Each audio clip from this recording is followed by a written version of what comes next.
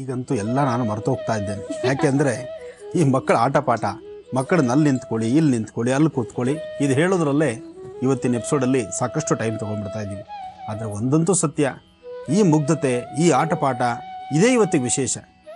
ಕೃಷ್ಣ ಜನ್ಮಾಷ್ಟಮಿ ಎಂದು ಕೃಷ್ಣನ ಬಾಲಲೀಲೆಗಳೇನಿದೆಯೋ ಅದನ್ನೇ ನಾವು ನೋಡ್ತಾ ಇದ್ದೀವಿ.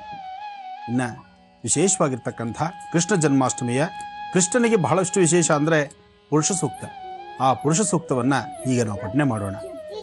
ಓಂ ಓಂ ಸಹಸ್ರಶೀರ್ಷ ಪುರುಷಃ ಸಹಸ್ರಾಕ್ಷ ಸಹಸ್ರಪಾದ್ ಸಭೂಮಿಂ ವಿಶ್ವತೋ ಋತ್ವಾ ಅತ್ಯದಿಷ್ಟದಶಾಂಗುಲಂ ಪುರುಷ ಯೇ ವೇದಗುಂ ಸರ್ವಂ ಯದ್ಭೂತಂ ಯಚ್ಚ ಭವ್ಯಂ ಉತಾಮೃತಸ್ವಶೇಷಾನಃ ಯದನ್ನೇನಾತಿರೋಹತಿ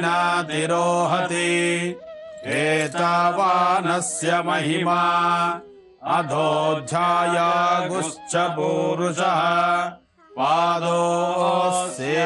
ಪಾದೋಸ್ಯೇಷ್ವಭೂತಾನಿ ತ್ರಿಪಾದಸ್ಯ ರುಚಂ ದಿವಿ ತ್ರಿಪಾದೋ ಉದಯತ್ ಪುರುಷಃ ಪಾದೋಸ್ಯೇವಾ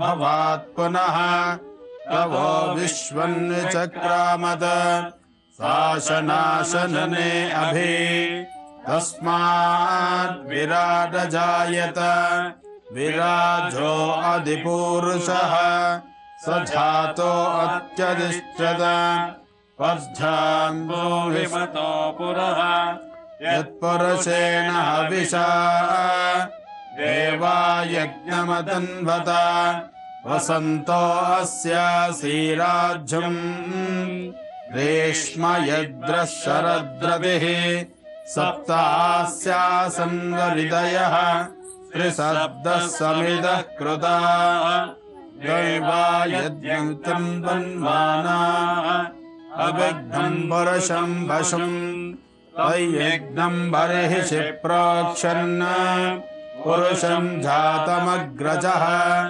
ತೇನ ದೇವಾ ಅಯಜಂತ ಸಾಧ್ಯಾರುಚಯಶ್ಚ ಯೇ ತಸ್ಮಾತ್ ಯಜ್ಞಾತ್ ಸರ್ವಭೂತಃ ಚಂದ್ರಚಂದ್ರಷಭಾಜ್ಯಂ ಪಶೋಗಶ್ಚಾಗಶ್ಚಗ್ರೇ ವಾಯುವ್ಯಾನ ಆರಣ್ಯಾನ್ ಗ್ರಾಮ್ಯಾಶ್ಚ ಯೇ